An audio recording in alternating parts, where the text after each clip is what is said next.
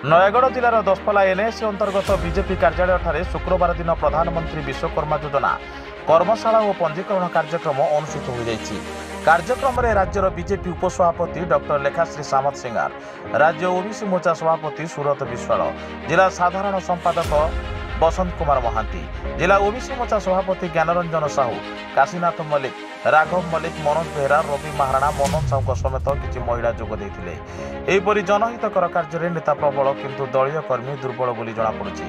मात्र एथिरे पूर्वतन बीजेपी विधायक प्रार्थी तथा राज्यर कार्यकारिणी सदस्य पूर्णचंद्र नायक जोग देइ नथिबा जଣାपड़िछि। पुणी थरे दल बदल करिवार योजना चलीछि कि सेहिभଳି कि आउ केते नेता 4.5 वर्ष दशपल्ला निर्वाचन मंडली को दृष्टि देउनथिले किंतु निर्वाचन समय पाखे आसिले से सब नेतांकर देखा मिलुछि। आउ जणे गाड़ी रे दलीय पताका मारी लोकन को भुआ बुलेबा सहित दलाली करिबारे लागि पड़िछंती। केते दिन एमिति चलिबो?